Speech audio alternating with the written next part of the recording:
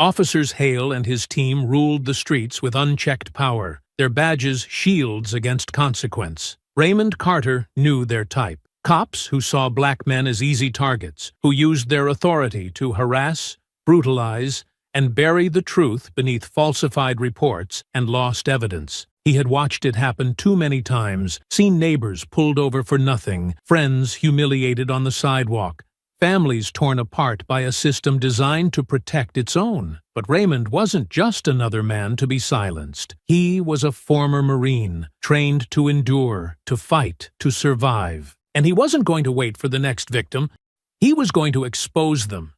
He was going to make sure the world saw the truth. Setting the trap was dangerous, but necessary. A hidden camera, a staged encounter, undeniable proof. He would give them the opportunity to do what they had always done. And when they did, there would be no way to spin it, no way to bury it. This time, justice wouldn't just be demanded, it would be inevitable. Before we go any further, comment where in the world you are watching from and make sure to subscribe. Raymond Carter walked slowly along the cracked sidewalk, his hands tucked into his jacket pockets as a chill breeze swept through the neighborhood. He had called this place home for nearly 15 years.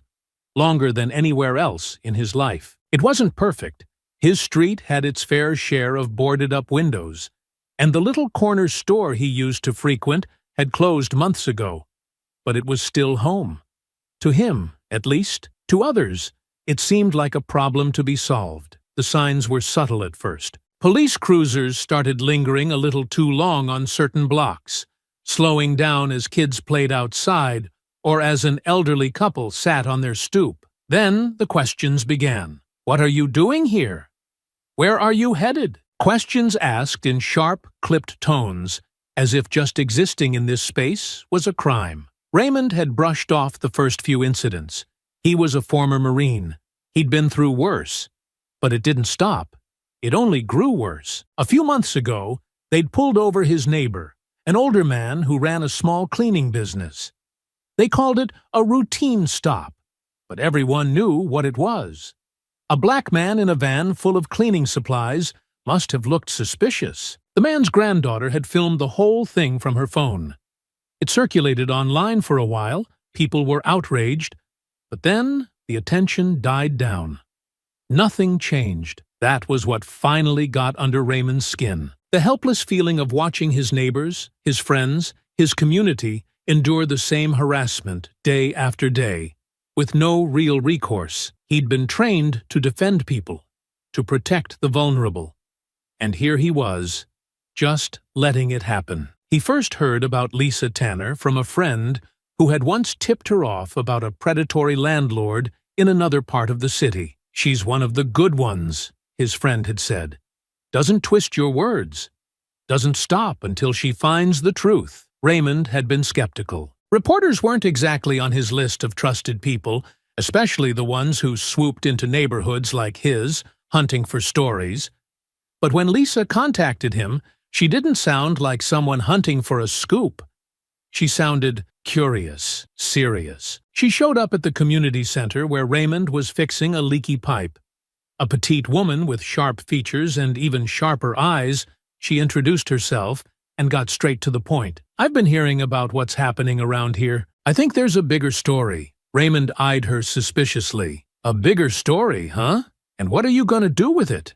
Write an article that gets buried in the back pages. I'll do more than write an article, Lisa said firmly. I'll make sure people can't look away. I don't just want to talk about what's going on here. I want to show it. He didn't say yes right away. Over the next week, Lisa kept showing up. She talked to other residents, asked questions, listened more than she spoke. Each time, she came back to Raymond. You're the one who can help me make this happen, she'd tell him. People respect you. They'll see what's really happening if you're the one showing them. Raymond had shaken his head the first few times. I don't need that kind of attention, he'd say. What if it makes things worse? Lisa's response was always the same. What if it makes them better? It wasn't like Raymond to trust reporters, but Lisa's persistence made an impression. She wasn't just passing through. She seemed determined to stay until something changed. By the end of their last conversation, Raymond found himself agreeing. if only because someone had to do it. It was her idea to go undercover. People need to see it, she'd said. Not just hear it, not just read about it. They need to see it happen. Raymond adjusted his jacket and set off down the block. This was it. No turning back. He didn't know what was going to happen, but he knew he couldn't stay silent anymore. Raymond strode toward the upscale neighborhood, each step measured and deliberate. It was a short walk, but the change in scenery came quickly. The boarded-up windows and cracked sidewalks gave way to neatly trimmed hedges and driveways with luxury cars parked in them. He passed a family unloading groceries, their SUV gleaming in the late afternoon sunlight. The mother glanced his way, her smile faltering slightly as her eyes lingered on him. He knew the look well. It wasn't open hostility, but it wasn't warm either. It was that cautious, assessing gaze that hinted at suspicion. He kept moving, forcing himself not to react. This wasn't new. He was here to show the world what happened next. A few blocks in, the neighborhood grew quieter.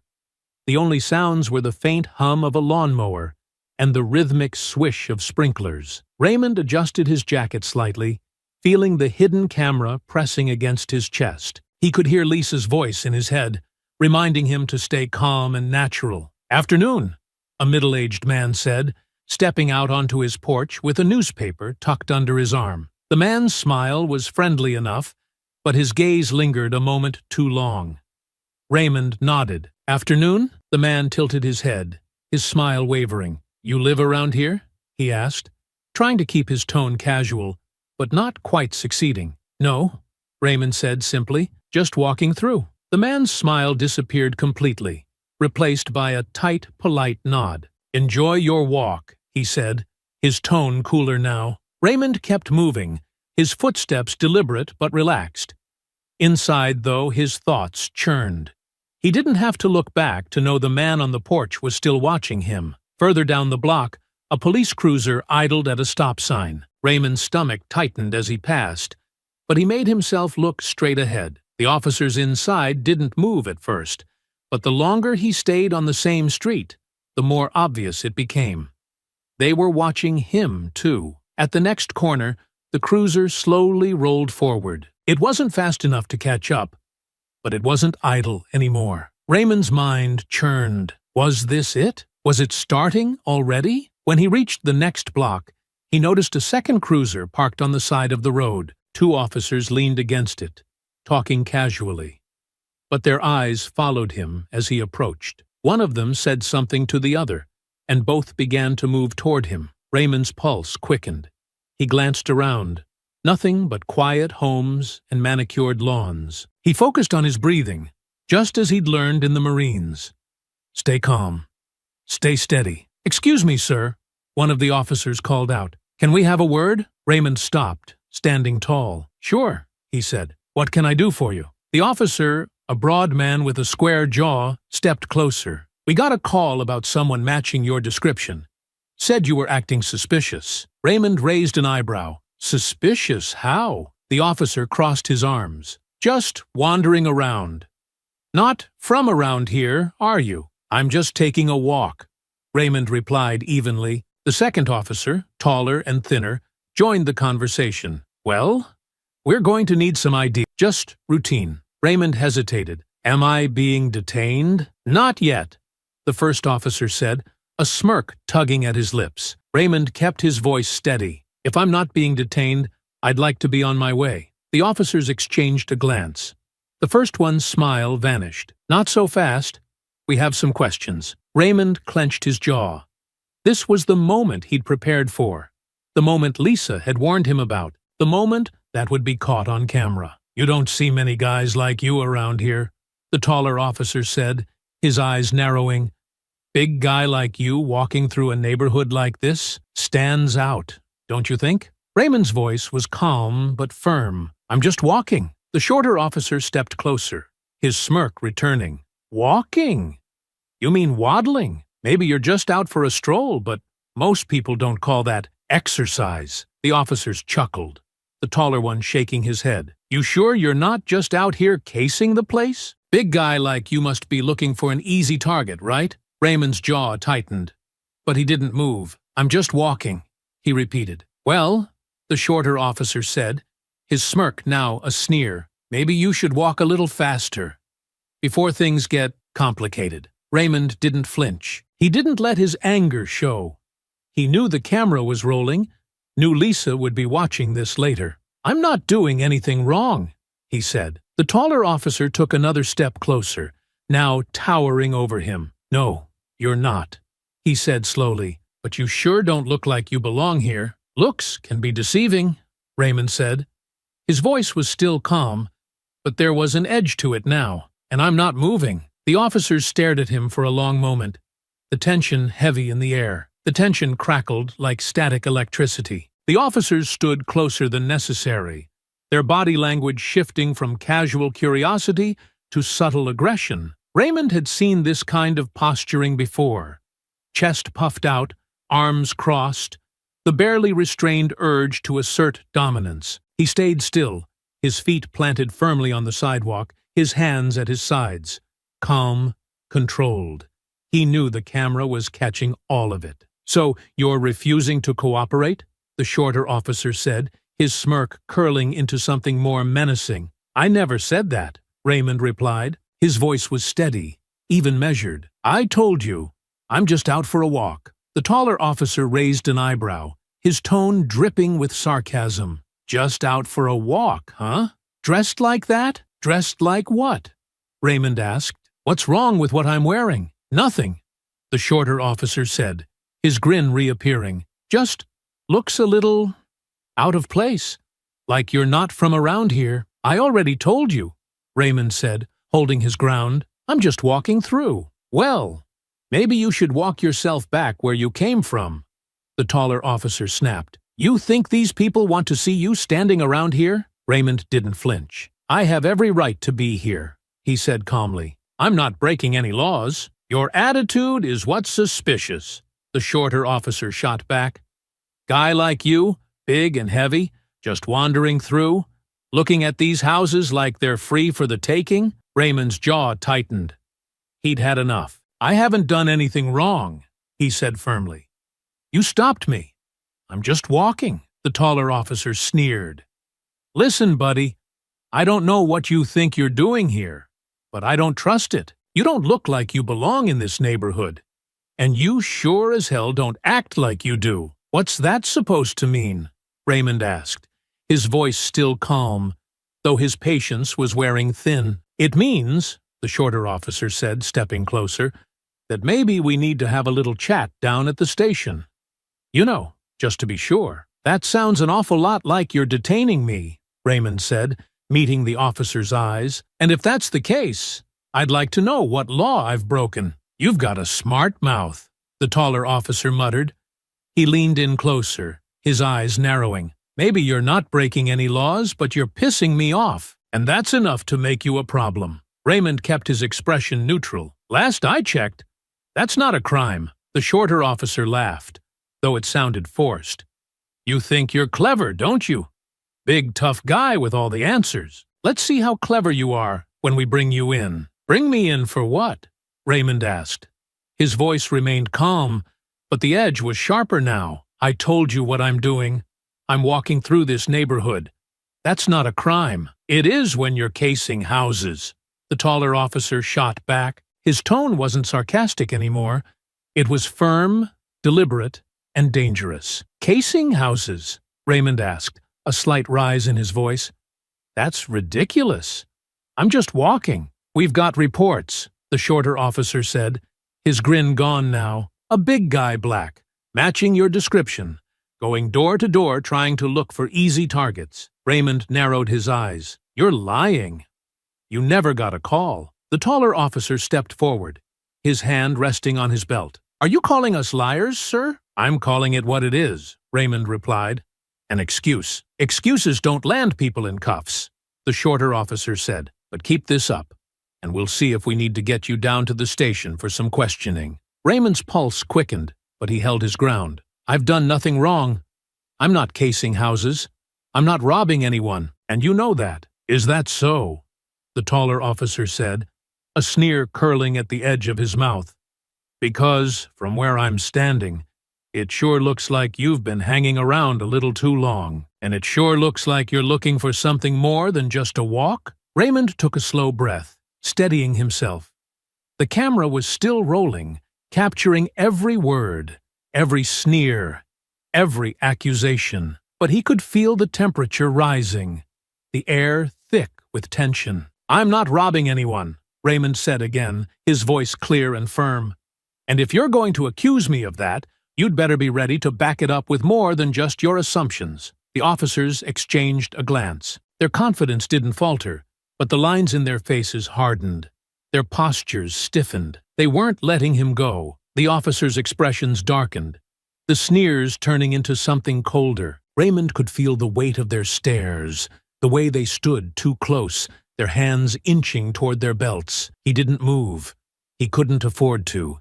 He knew how quickly situations like this could spiral out of control. "You don't seem to understand," the shorter officer said, his voice low and menacing. "You're not just going to walk away from this." Raymond's jaw tightened. "I'm not going anywhere until you tell me exactly what I've done wrong." The taller officer stepped even closer, towering over him. "You've got a smart mouth, don't you? Maybe you're used to talking back to people, but out here, that's not going to fly." "I'm not talking back," Raymond said, his voice steady.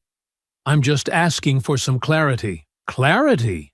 The shorter officer barked a laugh. "You're in the wrong neighborhood, big man.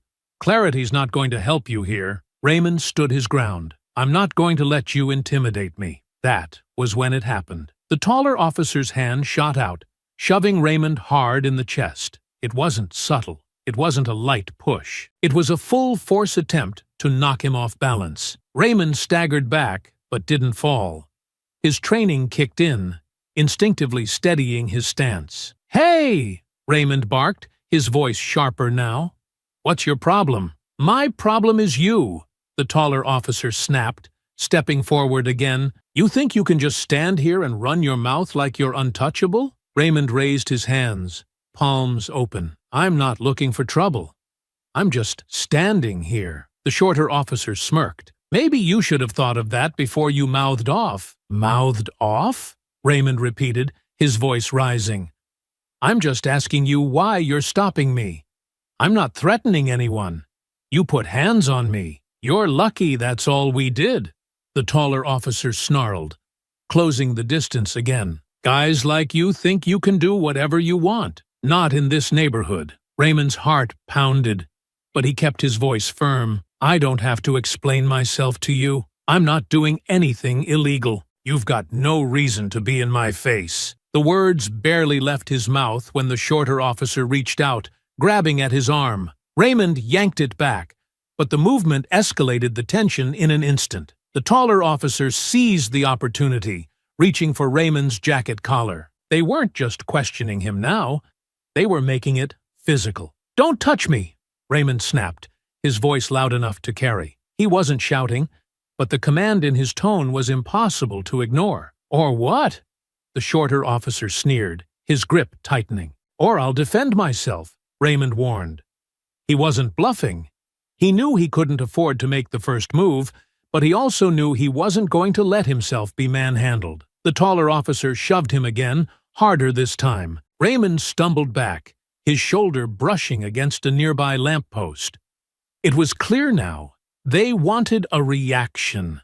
They wanted him to fight back so they could claim he was the aggressor. But Raymond wasn't going to give them that satisfaction. "I'm warning you," Raymond said, his voice steady despite the adrenaline surging through him. "Let go of me." The shorter officer pulled back for a moment, just long enough to exchange a glance with his partner. Then, without another word, he swung. The punch caught Raymond off guard, glancing off his jaw but not knocking him down. The pain was sharp, sudden, but it also flipped a switch in his mind. He didn't have a choice anymore. They'd started it, and now he had to defend himself. Raymond ducked as the taller officer swung next, the punch missing him by inches. He planted his feet and shoved back, using his size and strength to create space. The officers didn't stop. The shorter one lunged again, and this time Raymond caught his arm and twisted it just enough to make him yelp and let go. "Enough!" Raymond shouted. "I don't want to fight you." The taller officer stepped in again, his face twisted in anger. "Yeah, well, you got one anyway." The fight moved into the street. Raymond kept his movements tight, controlled, not throwing wild punches, but using calculated blocks and counters to keep the officers from overwhelming him. It wasn't a brawl. It was tactical, almost surgical. His military training had taught him how to neutralize threats quickly, but he was holding back. He didn't want to hurt them, even though they clearly had no such hesitation. The taller officer threw another punch, this time connecting with Raymond's shoulder. He staggered, but didn't fall. Instead, he used the momentum to step to the side and deliver a quick, open-handed strike to the officer's forearm, forcing him to drop back. The shorter officer tried to grab him from behind, but Raymond spun, breaking the hold and shoving him away. They kept coming. Every time Raymond deflected one, the other would attack. His breathing was heavy now, each move deliberate but tiring. He wasn't going to go down easily, though. He wasn't going to give them that satisfaction. Raymond's breath came fast and heavy. His muscles tensed as he moved with precision, blocking one officer while bracing for the other. He wasn't trying to win this fight. He was trying to survive it. He had been trained for combat, but this wasn't war. He was fighting two men who had the power to make him the villain, no matter how much he tried to hold back. The taller officer lunged at him again, fists swinging wildly. Raymond ducked, weaving just in time to avoid a direct hit to the face. Instead, the officer's knuckles scraped across his temple, sending a sharp sting through his skull. He clenched his jaw, his instincts screaming at him to strike back. "Stop this!" Raymond bellowed, stepping back, hands raised in a defensive posture. "I don't want to fight!" The shorter officer spat at the ground, his chest heaving. "You don't get to decide that, fat boy." Raymond's blood ran hot, but he swallowed the insult, forcing himself to stay composed. He backed up another step, trying to put more distance between them. If he could just keep them from closing in. Maybe. The taller officer didn't give him a chance to finish the thought. He rushed forward again, this time slamming his shoulder into Raymond's chest, knocking him backward onto the pavement. Pain exploded through Raymond's back as he hit the ground hard, the rough asphalt scraping against his skin beneath his clothes. Before he could get up, a boot came down on his arm, pinning him. "Got you now, big guy," the shorter officer sneered, pressing his weight onto Raymond's forearm. Raymond gritted his teeth, feeling the strain in his arm as the pressure increased. The taller officer crouched down, his face inches from Raymond's. "You think you're tough, huh?" he hissed. "Think you can just walk through here like you belong?" Raymond tried to yank his arm free, but the officer twisted his foot, grinding it into his muscle. He bit back a groan, refusing to give them the satisfaction of hearing him in pain. "I didn't do anything," he forced out. The shorter officer crouched, his smirk widening. "You did enough, fat boy. You should have known better." He punctuated the words with a hard punch to Raymond's gut. A deep pain shot through his stomach, forcing the breath from his lungs. He coughed, gasping for air, his body involuntarily curling inward. The taller officer laughed. "Not so tough now, are you?" Raymond clenched his fists. His vision swam for a moment, but his mind was clear. If he didn't do something, they weren't going to stop. He exhaled sharply and moved. Using his core strength, he twisted his body, jerking his trapped arm free just as the officer's balance wavered. The sudden motion sent the shorter officer stumbling to the side, just enough for Raymond to push himself halfway up. The taller officer grabbed for him, but this time, Raymond didn't just block, he struck. A solid elbow to the ribs sent the officer reeling back with a grunt. Raymond surged upward, adrenaline pumping through his veins. The shorter officer rushed him, but Raymond stepped aside, using his opponent's momentum against him. The officer stumbled forward, and Raymond shoved him, sending him sprawling onto the ground. "Stay down!" Raymond growled. His voice was low, commanding. He was still trying to end this without going too far, but the officers weren't done. The taller one came at him again, swinging with full force. This time the punch connected, landing across Raymond's jaw. His head snapped to the side, the taste of blood filling his mouth. The shorter officer recovered, grabbing at Raymond's jacket, yanking hard. Raymond staggered, trying to keep his footing, but they were both on him now. The blows came fast, fists slamming into his ribs, into his arms as he tried to shield himself. They weren't just subduing him, they wanted to hurt him. Another punch caught him in the stomach. Then another. His legs buckled, and he dropped to one knee, gasping for air. The shorter officer grabbed his collar, yanking him up. "Not so big now, huh?" Raymond could barely hear him over the ringing in his ears. His body ached, his vision blurred at the edges. He had tried to hold back, tried to de-escalate, but they weren't stopping. They weren't going to stop. And he had nothing left to give. The baton came down on his shoulder first, a brutal strike that sent a jolt of pain down his arm. He barely had time to register it before another hit slammed into his ribs. He gasped, his body instinctively curling inward. "Still up?" the taller officer snarled. "Let's fix that!" A sharp crack sounded as the baton struck the back of his knee, forcing him fully onto the ground. Raymond coughed, trying to push himself up, but the shorter officer kicked him in the ribs, rolling him onto his back. "You should have just gone home," the shorter officer muttered, before bringing the baton down again, this time against Raymond's side, hard and fast. Pain exploded through his ribs. His breath came in short, shallow gasps. He tried to curl away from the blows, but the taller officer pressed his boot against Raymond's chest, holding him down. "Stop resisting!" the officer barked, his voice mocking. "I'm not—" Raymond's words were cut off as the baton struck his arm again. His vision blurred at the edges, but he held on. Barely. Then came the weight. The combined force of both officers as they wrenched his arms behind his back. His wrists twisted unnaturally, the cold bite of metal snapping around them. The handcuffs dug in hard, too tight, cutting into his skin. Raymond lay there, chest heaving, pain pulsing through every inch of his body. The taller officer leaned down, his breath hot against Raymond's ear. "You should have just walked away." Raymond didn't respond.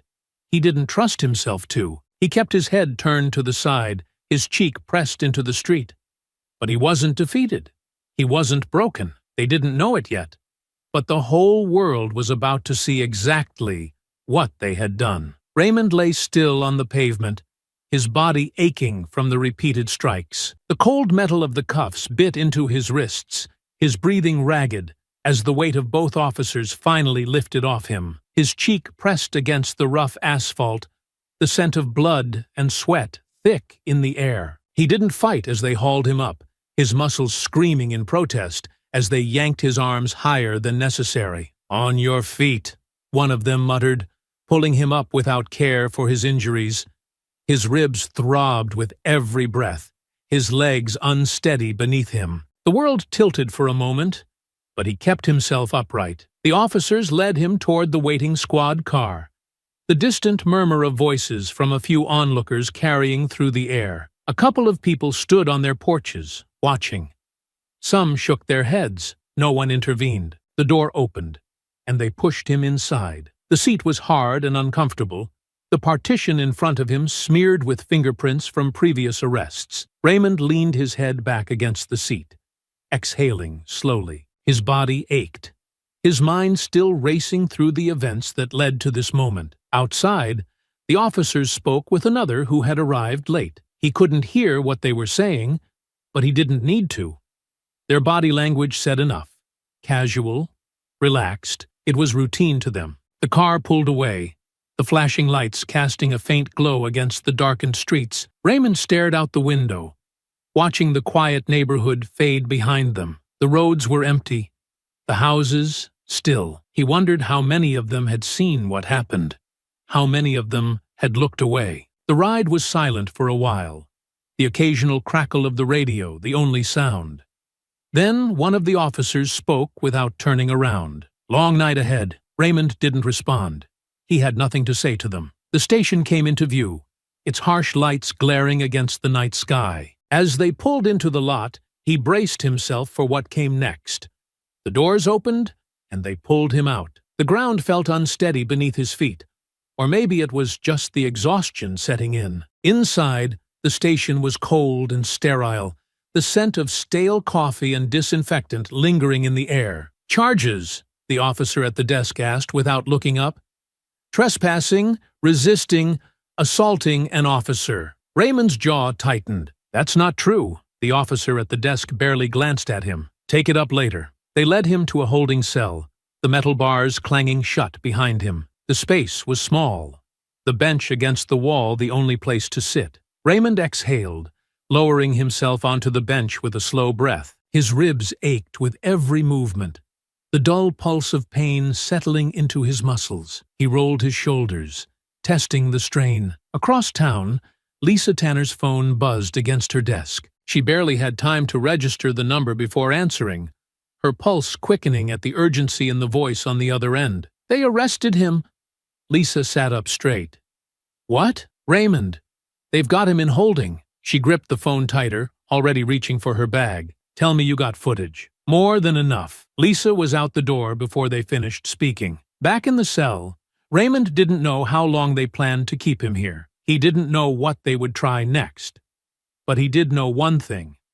Lisa had the footage. And once it got out, this wasn't going to end the way they thought it would. The cold from the concrete bench seeped through Raymond's clothes as he sat with his back against the cell wall, his hands resting loosely in his lap. His fingers tingled from the tight cuffs they had only just removed, the skin around his wrists raw. The dull pulse of pain throbbed in his ribs, his body stiff from the beating. Every inhale sent a sharp sting through his side, and he knew at least one of the strikes had bruised something deep. He rolled his shoulders and let his head tilt back against the wall, staring up at the ceiling. The fluorescent lights hummed softly, a sound that blended with the occasional murmur of voices beyond the bars. The station wasn't loud, but it wasn't quiet either. Officers moved in and out of the main room, some laughing at private jokes, others speaking in low, professional tones. The normalcy of it all made Raymond's stomach twist.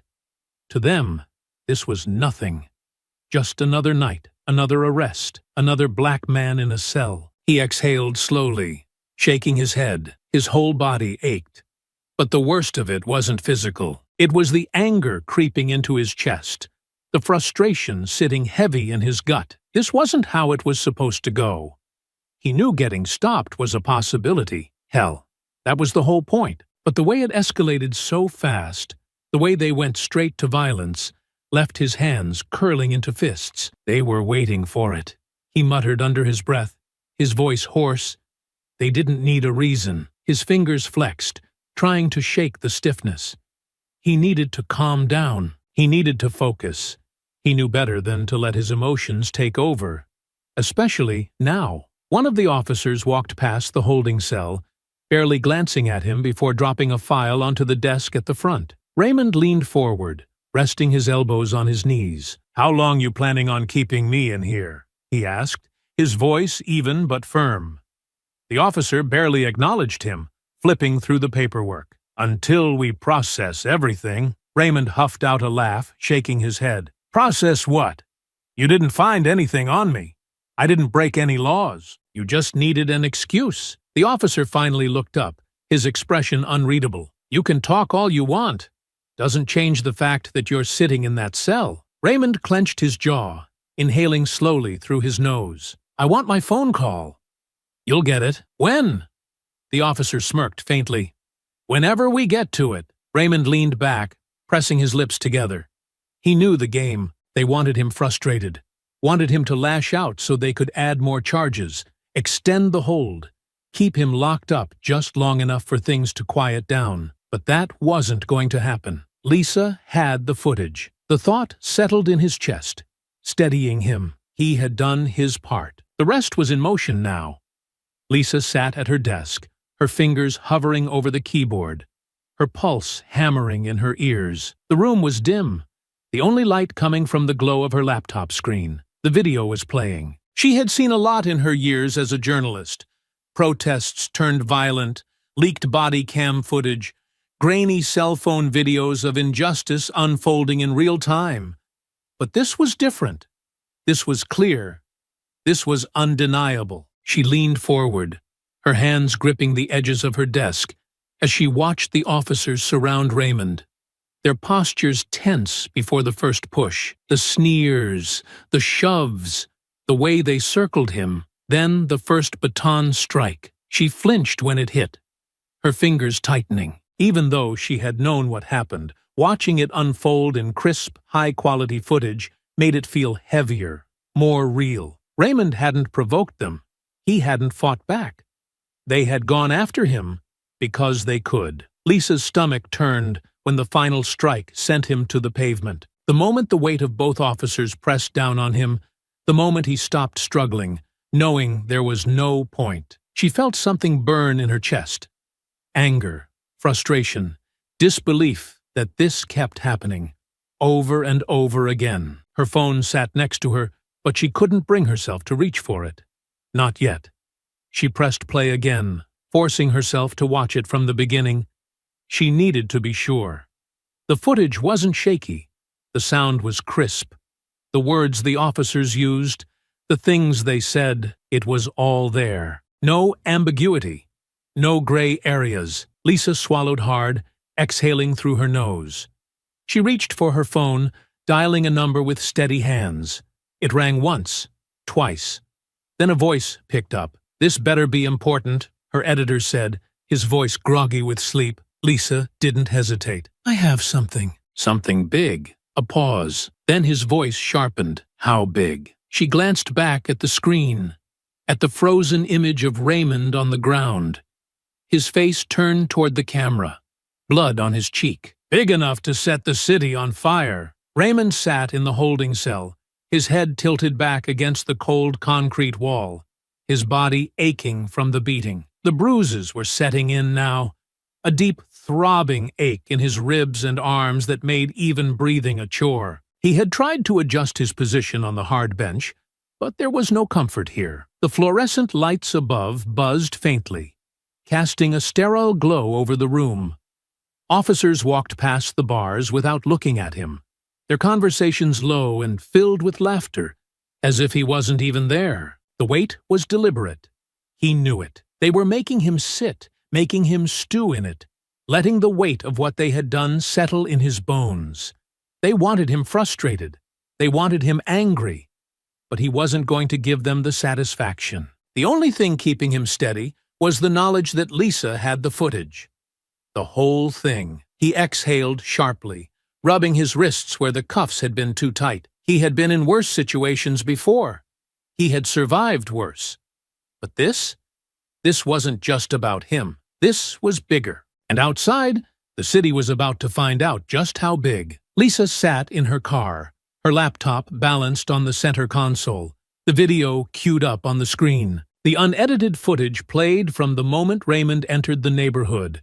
The entire interaction with the officers captured in crystal clarity. The taunts, the shoves, the first baton strike. There was no room for misinterpretation. She had called her editor, given him the rundown, but she knew this needed to move fast. The longer they waited, the easier it would be for the police to control the narrative. She didn't hesitate. She hit upload. Within minutes, it was out. She pushed open the door, stepping into the cool night air. Her phone buzzed almost instantly. Her editor, reporters she hadn't spoken to in months, community activists already demanding statements. She ignored the calls. The footage would speak for itself. And it did. Across the city, phones vibrated, notifications lit up screens, and people paused in their tracks as the video began spreading like wildfire.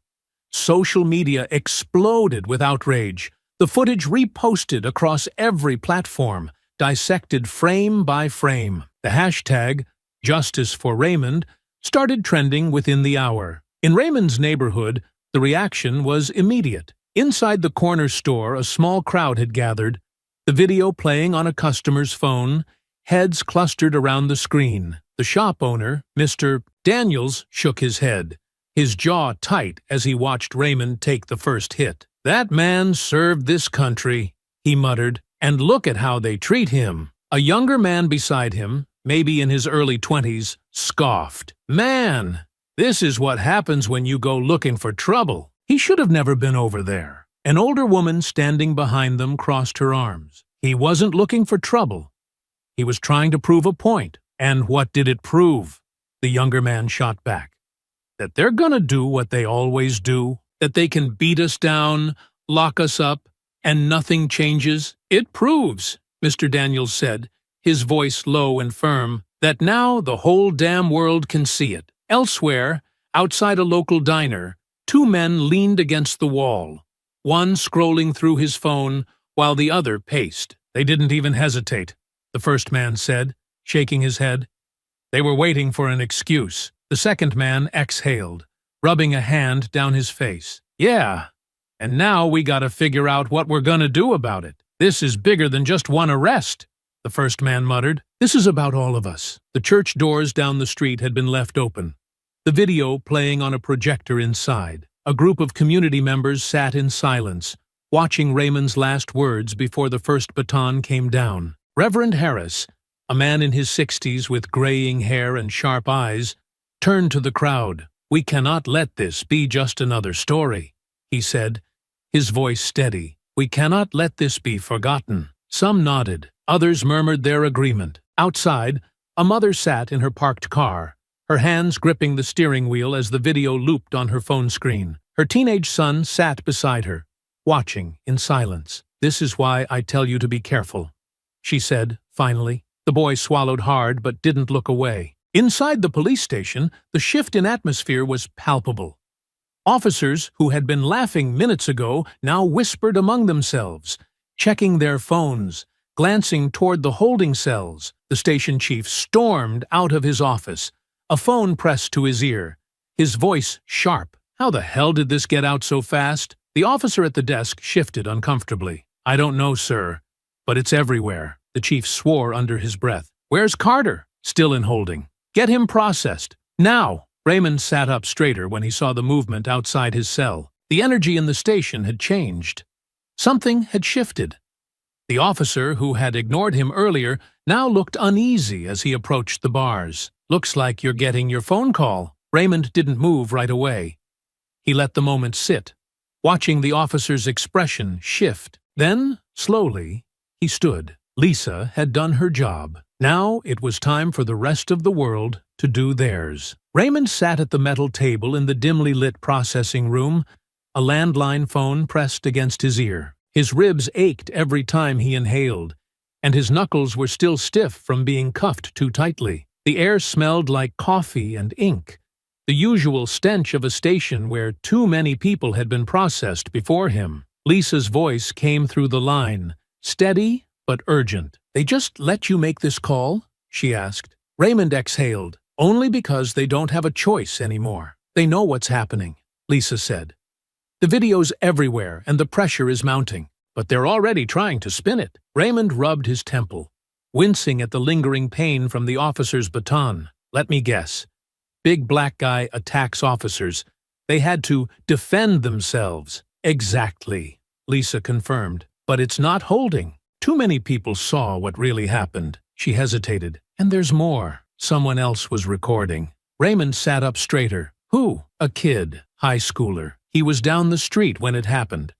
Caught the whole thing from another angle. His footage is even worse for them. It shows the first officer checking if his body cam was off before they started hitting you." Raymond clenched his jaw. "That's a game changer." "It is," Lisa agreed, but there was hesitation in her voice. "What's the problem?" Raymond asked. "He's scared," Lisa admitted. "Won't give me his name. Says he doesn't want to get involved, doesn't trust the police to leave him alone if they find out he filmed it." Raymond leaned back in his chair, the chain on his cuffs rattling slightly. He understood the fear. A kid with footage like that? He had every reason to be afraid of the retaliation. "We need to protect him," Raymond said. "He can't do this alone. I told him we can blur his face, keep his identity out of it. But he's still hesitant," Lisa said. "I need you to talk to him." Raymond exhaled through his nose. "Give me his number." "I don't have it," Lisa admitted. "But he agreed to meet with me. Said if I brought you into the conversation, he might reconsider." Raymond nodded. "Then let's set it up." Lisa hesitated. "Raymond, they're trying to turn this into a circus. Some media outlets are already calling you a repeat offender, even though you've never been arrested before." "Doesn't surprise me," he said. "They'll do anything to make me the bad guy. They've got officers saying you resisted arrest," Lisa added. "That you were aggressive." Raymond let out a bitter chuckle. "The footage proves otherwise." "Yeah," Lisa said, her voice tight. "But they're going to keep throwing everything they can at you." Raymond's fingers tapped against the table, his mind already working through the situation. "Then we keep pushing. We get that kid's footage out there. The more proof we have, the harder it is for them to rewrite the truth." Lisa was quiet for a moment. Then she said, "All right, I'll set up the meeting. Just hold tight. This isn't over yet." Raymond smirked, despite the pain in his ribs. "It's just getting started." As he hung up the phone, he glanced at the officers lingering near the door. They weren't smiling anymore. Lisa's report was gaining traction. The footage was going viral. And now they had even more evidence coming. The truth was out, and the fight wasn't over. Raymond sat in the holding cell, his back against the cold cinder-block wall, his wrists resting on his knees. The air in the station felt different now. Officers moved with less certainty, some avoiding his gaze altogether, others sneaking quick glances at him like he was a loose thread in the fabric of their power, something they didn't quite know how to handle. The video was out, and they knew it, but they weren't backing down. His conversation with Lisa echoed in his head. A kid had footage that could change everything, but he was scared to come forward. And now, the police were scrambling. Not just to protect themselves, but to control the narrative. Footsteps echoed down the hall, and Raymond looked up as a uniformed officer approached. His expression was unreadable, but his posture was tense. "Carter," he said, unlocking the cell door. Raymond pushed himself up, his ribs stiff from the beating. "Am I finally getting my phone call?" The officer's lips pressed together. "Your lawyers are demanding your release." Raymond studied him. "And?" The officer sighed. "The DA isn't budging yet." Raymond clenched his jaw. Of course. He had expected this. The district attorney was feeling the pressure from both sides. Civil rights groups demanding justice, and the police union closing ranks. "The whole damn country has seen what happened," Raymond said.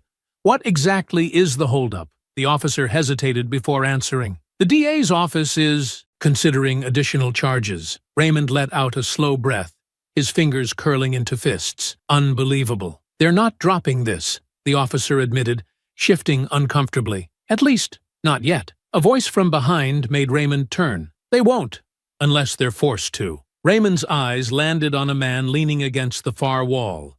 His posture relaxed, but his expression serious. He looked to be in his 50s, with a salt-and-pepper beard and sharp, tired eyes. He wasn't in uniform, but everything about him still read like a cop. Raymond narrowed his gaze. "Who are you?" The man stepped closer. "Darius King. Used to be on the force." Raymond let out a humorless chuckle. "Let me guess. Before things got bad?" King smirked slightly. "Before people had cameras to prove how bad it always was." Raymond studied him. He had the look of someone who had seen too much, who had tried to fight the system from the inside, and lost. "You worked with them?" Raymond asked. "With Hale?" King nodded. "Long enough to see the damage he's done. Long enough to know he doesn't make mistakes. He makes choices, and you were one of them." Raymond exhaled sharply. "So what happened? Why aren't you still wearing a badge?" King's expression darkened. "Because I refused to look the other way." Raymond crossed his arms, wincing slightly at the pain in his ribs. "Didn't work out, did it?" "No," King admitted. "I filed complaints. I pushed back. But the union always had his back. They made sure I was the one who paid the price." Raymond shook his head. "And now you're here. Why?" King glanced at the bars, then back at Raymond. "Because I know exactly how this plays out. Internal Affairs will investigate, but they won't take real action unless the pressure stays on. Meanwhile, the union is already circling the wagons, spinning this into a story about how you resisted. Raymond scoffed. I didn't resist. King gave him a knowing look. Doesn't matter. They'll say you did. They'll dig through your past. Try to find anything they can use against you. If they don't find something, they'll make people believe something was there anyway. Raymond clenched his jaw. I don't have a record. King smirked bitterly. Won't stop them from making you the villain. Raymond took a slow breath, steadying himself. So why are you telling me this? What do you want? I want to help, King said simply. I've been where you are. I know how these investigations go. If you want a chance at real justice, you're going to need people who understand the system. Raymond studied him for a long moment before nodding. All right, let's talk. King nodded back. Good, because if we don't move fast, they're going to bury this before it even starts. Raymond glanced at the officers lingering near the desk. They weren't laughing anymore. They were waiting, watching, hoping this would blow over. Raymond sat on the edge of the hard cot in his cell, his elbows resting on his knees, his fingers intertwined. The minutes stretched into hours, and the weight of everything settled onto his shoulders. He had known this fight wouldn't be easy, but he hadn't expected it to feel this personal, this suffocating. His phone was gone, but he knew exactly what was happening outside. He was the story now. Not the officers, not the system, not the brutality caught on camera. Him. The smear campaign had started fast. The police union had gone on the offensive, spinning the narrative into something else entirely. Raymond Carter, aggressive ex-Marine with a history of confrontations. The full story. What the video doesn't show. Did Raymond Carter provoke the officers? They were doing what they always did, controlling the narrative, shifting the focus, making people question what their own eyes had seen. The headlines were relentless, twisting facts, digging for anything in his past they could use against him. And worse, they were going after his family. He exhaled sharply, his chest tight as he thought about his mother. She had called Dana in tears, her voice shaking over the phone. His mother had seen the reports. People had shown up outside her house, journalists knocking on her door, shoving microphones in her face. Some had even gone through their old social media posts, trying to find something, anything, to paint them as troubled, as flawed, as deserving of the treatment Raymond had endured. Dana had handled it the way she always did, head on. But she was exhausted, and Raymond knew it. The door to the cell block buzzed open. Raymond looked up, expecting an officer, but instead he saw his lawyer. A tall, composed black woman in a navy blazer and glasses that gave her the air of someone who had been through too many battles and still had plenty of fight left in her. Nia Caldwell. She had been one of the first lawyers to take his case after Lisa's report went viral.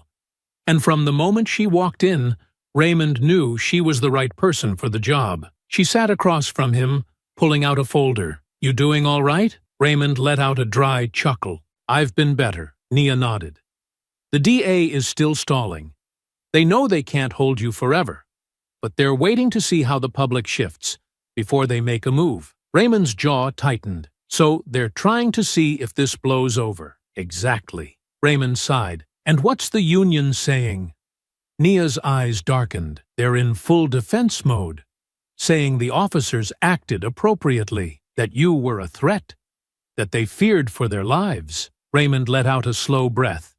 Same script, different name. Pretty much, Nia said. And they're using every connection they have to pressure the DA into keeping you here. Raymond shook his head, the frustration mounting. And my family? Nia hesitated for a moment. It's getting bad. Raymond clenched his fists. I need to see them. I know, she said. I'm working on getting you released, but they're playing games.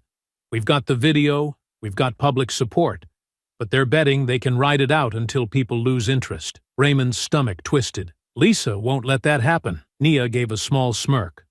No, she won't. And she's not the only one keeping the pressure up. She slid a folder across the table. Raymond hesitated before flipping it open. Inside were printed screenshots, messages, names, stories. I started collecting them as soon as the video went viral, Nia explained.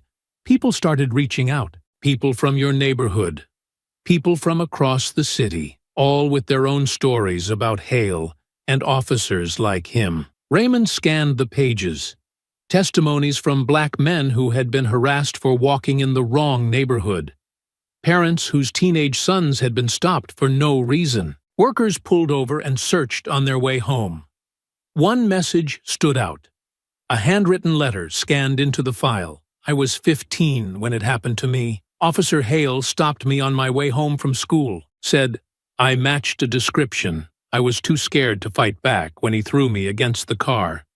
Too scared to tell my mom what really happened, but I see what they did to Raymond, and I can't stay silent anymore. Raymond exhaled sharply, rubbing his temple. They were just waiting for someone to come forward first, Nia said.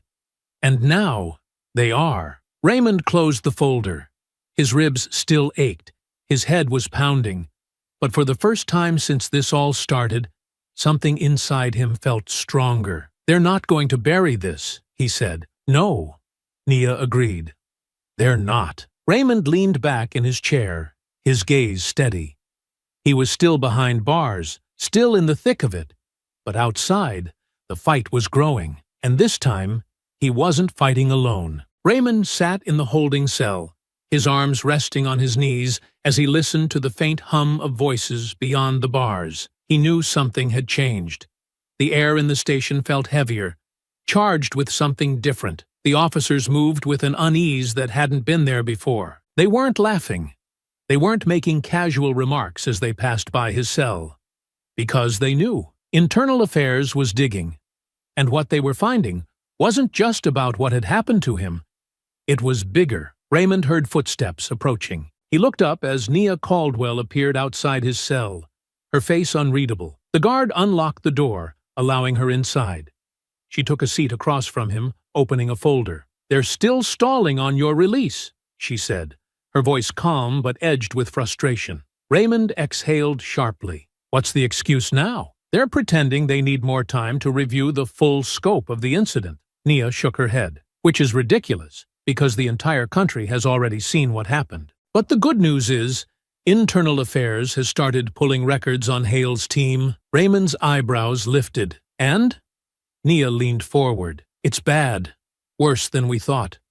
Multiple excessive force complaints, racial profiling reports, cases that were quietly settled out of court. Hale alone has been accused of misconduct at least 7 times in the last 5 years. But none of it stuck. Raymond's jaw tightened. Why? The same reason it never does. Reports went missing. Witnesses changed their statements. The union stepped in every time things got close to real accountability. Raymond let the information sink in. He had suspected as much. But hearing it confirmed only made his anger simmer hotter. And now? He asked. Nia smirked. Now they can't bury it. Not with all the attention on this case. She flipped through her notes. Lisa's been relentless. Every time the department tries to shift the focus, she counters with more evidence. And it's working. People are pissed. Raymond leaned back against the wall. How bad is it? Nia studied him. Bad enough that they've had to put Hale and his entire team on paid leave. The department is trying to act like it's just procedural, but Internal Affairs is treating it like a real investigation. They're pulling body cam footage, reviewing old cases. This could unravel everything. Raymond nodded slowly. Good. Nia hesitated. There's more. Raymond frowned. What? She sighed. There are protests. All over the city. People are marching outside the station, outside City Hall, even in front of the DA's office. They're demanding your release. But it's not just about you anymore. Other people are coming forward. People who had run-ins with Hale's unit. The city is waking up, and law enforcement doesn't know how to handle it. Raymond's hands clenched into fists. It was working. The truth was coming out. But with that truth came risk. I need to see my family, he said quietly. Nia's expression softened. Dana and your mother have been speaking out. They've done interviews, talked about what this is doing to them. To you. Raymond exhaled, a knot tightening in his chest. His mother was strong. But he knew this was breaking her in ways he couldn't protect her from. "Are they safe?" he asked. Nia nodded. "For now, but they've been harassed. Calls, threats, reporters camping outside their house." Raymond's jaw locked. "They shouldn't have to deal with this." "They know that," Nia said. "But they also know you can't fight this alone." Raymond ran a hand down his face. He was exhausted, his body still aching, but he wasn't broken. Not yet. He looked up at Nia. "How do we push harder?" Nia's eyes gleamed. "We keep the heat on. We keep the media focused on the corruption, on the fact that the police still have you in here without charges. The more attention this gets, the more pressure the DA will feel." Raymond nodded. "And internal affairs? They're at a crossroads," Nia said. "They either expose the truth, or they risk being seen as complicit." She smirked. "And they're not about to go down with Hale." Raymond let out a slow breath. "Then let's keep pushing." As Nia stood, the sound of voices outside the station grew louder. Chants, protesters, justice for Raymond. The fight wasn't over. But for the first time, it felt like they had the momentum, and Raymond wasn't going to let it go to waste. Susan Calder had never been the kind of investigator to take the easy way out. A seasoned internal affairs officer with over 15 years in the department, she had built a reputation for being thorough, unshakable, and, much to the frustration of her superiors, not easily controlled. She didn't play politics. She followed the facts. And the facts in front of her were damning. She sat at her desk, her fingers drumming against the thick file in front of her. The pages were filled with reports, witness statements, and internal affairs preliminary findings on Officer Hale and his team. Every single page pointed to a pattern, a system that had allowed officers like Hale to operate unchecked for years. And yet, the pressure from the top was clear. Shut it down. The office door swung open. Assistant Chief Brandon Tate stepped inside, his presence filling the space with quiet authority. He was in his early 50s, a man who had worked his way through the ranks, known for handling department scandals with as little collateral damage as possible. He shut the door behind him and folded his arms. "Calder, we need to talk." Susan didn't look up. "That's what this is, isn't it?" Tate sighed, stepping closer to the desk. "I just got off the phone with the commissioner. The mayor's office is breathing down our necks. The union is already calling this an overreach." Susan finally met his gaze, her expression unreadable. "An overreach?" She tapped the file. "We have multiple excessive force complaints tied to Hale's unit. Reports that were ignored, covered up, or mysteriously lost. This investigation is barely scratching the surface." Tate leaned on the desk, his voice lowering. "You think I don't know that? Then why are we even having this conversation?" "Because this is bigger than just one unit," Tate said, his tone sharp. "If we push too hard, we expose the entire department to lawsuits, scrutiny, and public distrust we might never recover from." Susan's jaw tightened. "Public trust is already gone, sir. You've seen what's happening outside.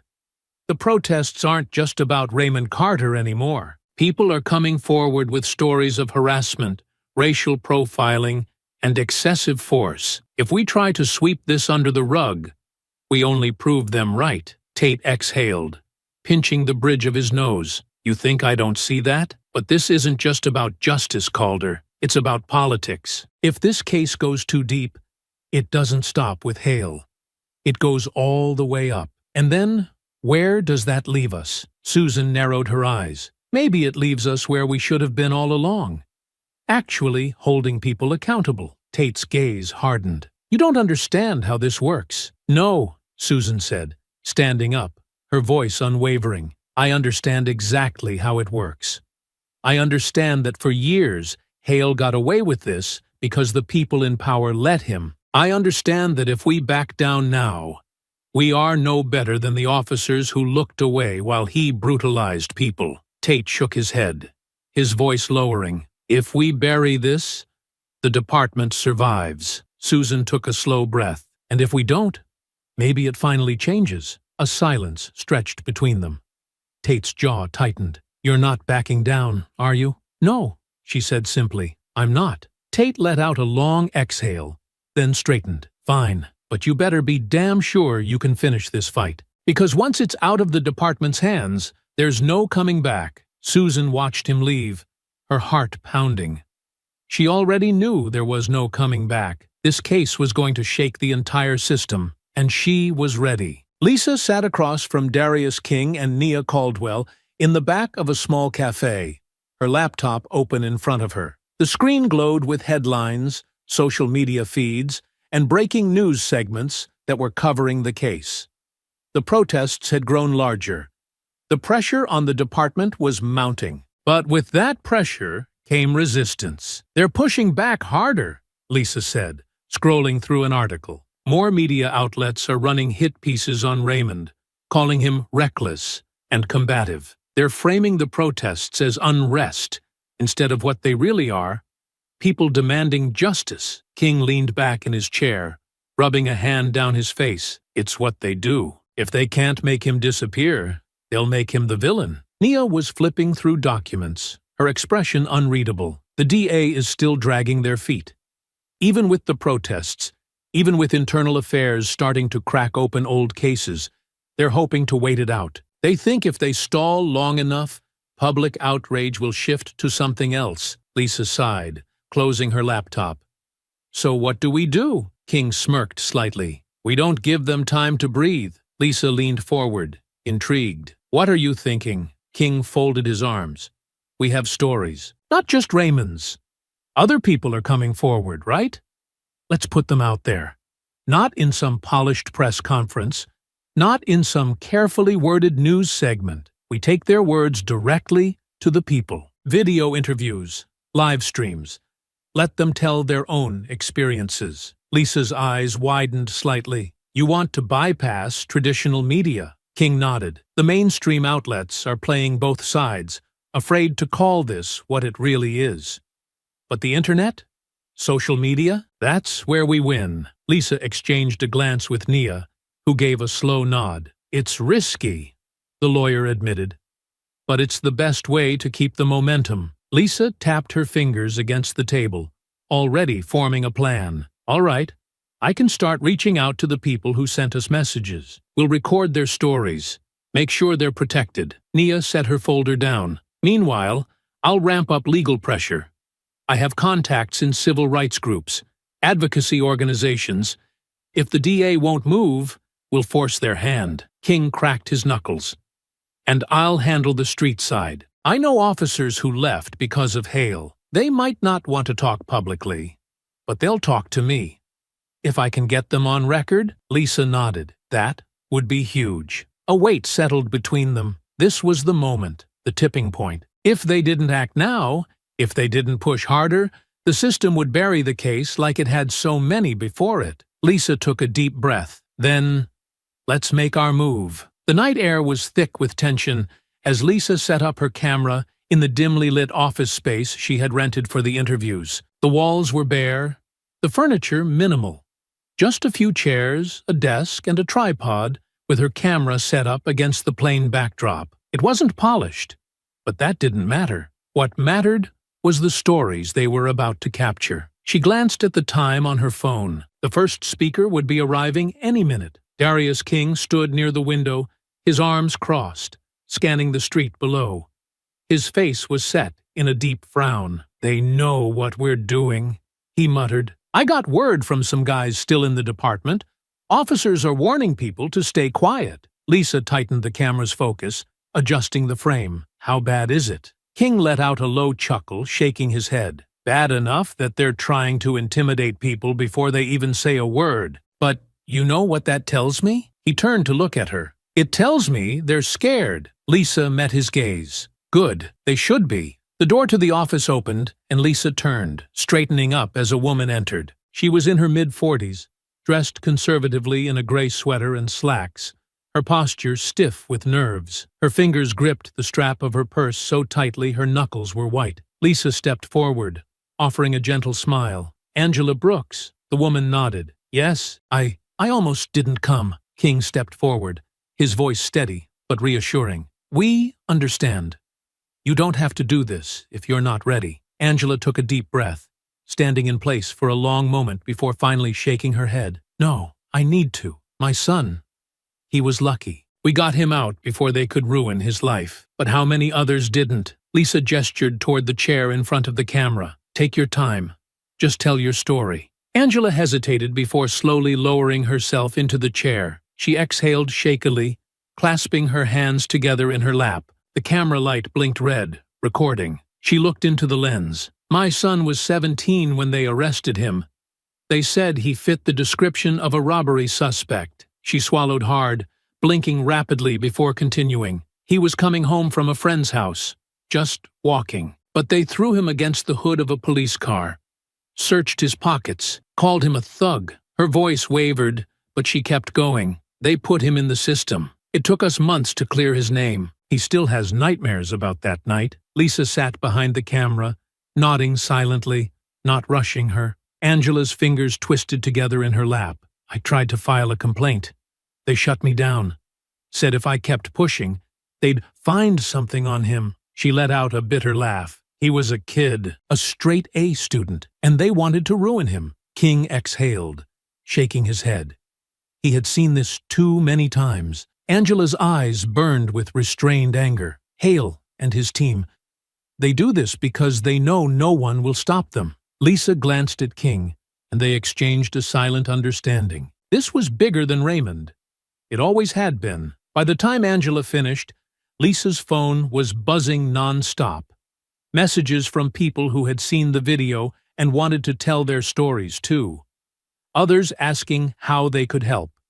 The fight was growing. Meanwhile, across the city, Nia Caldwell sat in a conference room with representatives from several civil rights organizations. The energy in the room was tense, but determined. We have momentum, one of the activists said, setting a stack of petitions onto the table. People are rallying behind Raymond's case, but we need to push harder. The DA is stalling because they think this will die down, Nia said, flipping through her notes. We need to show them that it won't. One of the lawyers, an older man with graying hair, nodded. We've already filed motions demanding an expedited review of Raymond Carter's case. If they don't act soon, we take it higher. Nia leaned forward, her tone sharp. And what about internal affairs? A woman sitting at the far end of the table, a former prosecutor turned activist, folded her hands together. They're investigating, but they're not moving fast enough. They're being careful, which means they're being hesitant. They're still hoping the pressure will die down. Nia exhaled through her nose. Then we make sure it doesn't. A younger activist, scrolling through their phone, suddenly spoke up. The protests are getting bigger. They're shutting down streets downtown. People are chanting Raymond's name, demanding the officers be fired. But they hesitated. I'm also seeing counter-protests forming. Nia's expression darkened. Figures. The police union supporters are coming out. Lisa had warned them this would happen. It was the same pattern every time. Whenever there was pushback against police misconduct, there would be people rushing to defend the system, no matter how damning the evidence. Nia sat back, collecting her thoughts. All right, we keep the legal pressure up. We push for more community testimonies. The DA wants this to go away. We make sure it's the only thing anyone is talking about. Back in the small office, Lisa closed her laptop, looking over at King. People are coming forward faster than we expected. King nodded. That's good. But it also means we need to move smart. The cops still have power. They're not going down without a fight. Lisa's jaw tightened. Neither are we. The movement was growing. The truth was spreading. And soon, the people who thought they could silence it would have to face the consequences. The sound of protest chants echoed through the streets outside the police department headquarters as Susan Calder sat at her desk, her eyes scanning the latest batch of documents in front of her. The case against Officer Hale and his unit had been unraveling for days, but now she had something that changed everything. Real, undeniable evidence. She pushed back from her desk and stood, clutching the folder in her hands as she stepped into the main internal affairs briefing room. Several officers and investigators were already gathered, murmuring among themselves, tension thick in the air. The protests outside hadn't stopped growing, and neither had the pressure from the media. At the front of the room stood Captain Reyes, head of Internal Affairs. He looked up as Susan walked in, his expression unreadable. "Calder, you have something?" Susan nodded. "I do." She dropped the folder onto the table, flipping it open. "We just uncovered sealed complaints filed against Officer Hale that date back 10 years. Some were formally dismissed, but others, they were conveniently lost before reaching disciplinary hearings." The murmurs in the room grew louder. Reyes frowned, flipping through the documents. "How did we not know about this before?" Susan's jaw clenched. "Because it was buried. Someone higher up made sure of it." She reached into her bag and pulled out another file. "And it gets worse. Some of the old reports connect Hale to previous cases involving the same pattern. False arrests, excessive force, targeting black men in wealthier neighborhoods. This isn't just about Raymond Carter. It's about a system that let Hale operate without consequences for years." An older investigator, Detective Jimenez, leaned forward. "Are we talking about cases where people served time because of his actions?" Susan nodded. "At least 5 that we can confirm." She turned the page to reveal a highlighted case. One of them, a young man named Elijah Raines, arrested on trumped-up charges of resisting arrest. The officer on duty? She tapped the name at the top of the document. Hale. Jimenez exhaled sharply. "I remember that case. Kid swore up and down he didn't do anything, but the department backed Hale. It ruined that boy's life." Reyes pinched the bridge of his nose. "Damn it." Susan pressed on. "That's why we can't let this get buried. If we take real action, we don't just get justice for Raymond Carter. We start fixing this mess before more people get hurt." Reyes was silent for a long moment, before he let out a slow breath. "All right. Hale's done." The room went still. "We're moving forward with termination and official charges," Reyes continued. "We're also suspending the rest of his unit while we conduct full reviews of their cases. No more administrative leave. No more wait and see. We do this by the book." Susan nodded, but she wasn't done. "That's not enough." Reyes looked at her, brow raised. "Excuse me? If we stop at Hale, we're just cutting off a limb while the disease is still spreading," Susan said firmly. "Someone covered for him. Someone protected him for 10 years. She looked around the room. "You want to regain public trust? Start holding the people at the top accountable, too." A few of the investigators exchanged uneasy glances. They all knew what she meant. Reyes hesitated, but then he nodded. "Fine. You keep digging. Find out how deep this goes." Susan met his gaze. "I will." The protest chants outside grew louder.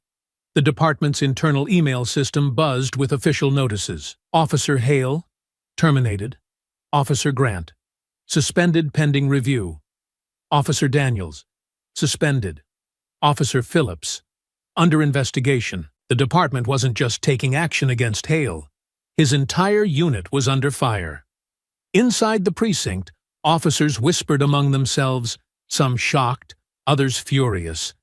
A few of Hale's supporters grumbled about betrayal. Others, those who had been forced to work alongside him, silently packed up their desks, knowing their time was coming too. Hale himself sat in a small, windowless conference room, his badge and gun already confiscated. A representative from the police union sat next to him, stone-faced, while across the table, Captain Reyes read the official charges aloud. Hale's face was unreadable, but his hands were clenched into fists under the table. "This is a joke," he muttered. "You're making me a scapegoat." Reyes didn't flinch.